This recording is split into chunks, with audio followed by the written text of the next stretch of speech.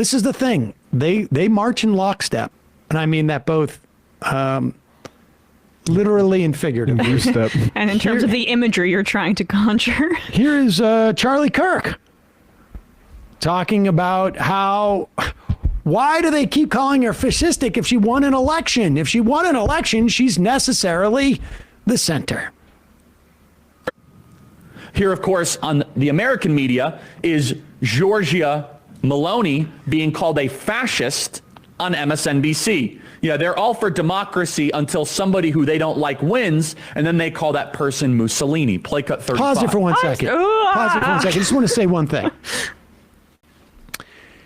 Democracy doesn't mean that you don't criticize who wins an election. That's not what democracy means. Just FYI. I mean, this guy's whole job, our job, is to criticize people who have won elections and people who might win elections and people who lose elections. That does not inhibit democracy. If you want to talk about inhibiting democracy, you would get involved with, like, promoting buses to go down and charge the Capitol because you wouldn't accept an election result. But let's not talk about that. And the reason that people are calling her Mussolini is because she's openly praised Mussolini on camera, has an homage to him in the flag of the party that she leads. So that is why people are comparing her to Mussolini, using her own words, actions, beliefs in great replacement theory, beliefs in like natalism and protectionism. That is why people are calling her that. Just an FYI. Emma, tell it to Freedom, who works at charliekirk.com. As you can see, you can send an email. Be sending a strongly worded email. Yes. Freedom there. All right, continue here. Being called a fascist on MSNBC. Yeah, they're all for democracy until somebody who they don't like wins, and then they call that person Mussolini. Play cut 35. So the victory of a party that has its roots in Italian fascism, plain and simple, the Brothers of Italy, it's called, Giorgia Meloni's party, is concerning to everybody. It accompanies, as you said, this move in Europe. Who could think that in Sweden, a party with right-wing neo-fascist roots would now be dominant in parliament? It's sweeping all across Europe, and they can't figure out why. It's not fascist. It's common sense. It's normal. It's middle of the road.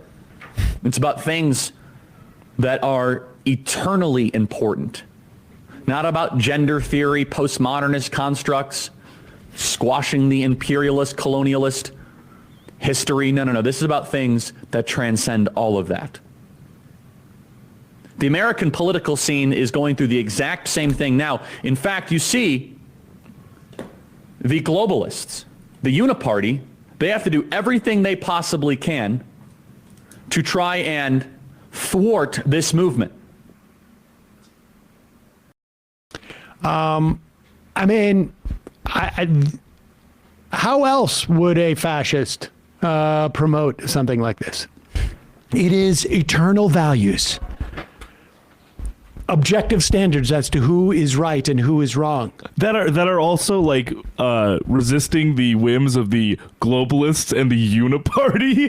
Like that's definitely middle of the road stuff for sure. This is what this new right really wants to do. I mean, remember that academy that Steve Bannon was trying to start for potentially like new fascists around the globe? They want there to be thematic consistency with the way that these right wingers, like, that's why they're talking about the new president of Italy, or the new prime minister of Italy, on Fox News, is because, like, honestly, this has been what, like, the project of people like Tucker Carlson and Steve Bannon has been for a long time, which is like, let's have a united front against the globalists, against neoliberalism, and we mainstream fascism through dog whistles with great replacement theory and protectionism, and then we pretend like this is mainstream, and I mean, it's consistent here.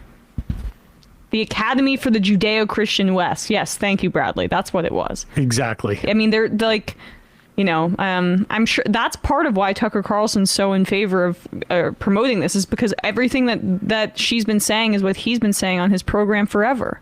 And the idea that like anarcho-musician writes, the eternal value of fascism, unlike gender diversity, which has only existed through all human cultures since the beginning. And that is the point, though, right? Because they don't really have a problem with gender diversity. It is the normalization and the societal acceptance and the divergence from the sort of patriarchal, fundamentalist religious value set that sort of transforms into fascism. That's their issue. Also, can we put just a screen grab of him up there again? Charlie? Yeah. He got a haircut. Yeah, what the hell is going on with this? Is he going to audition for like a community production of West Side Story? I'm curious to see if there's like some extra. That looks like the beginning of a mullet. I can't tell if there's some extra. Or like a faux hawk. It's like the slope is interesting. Yeah, he's got He's got something going on. This is a guy with a asymmetrical widow's peak. Easy. That says justice for those guys.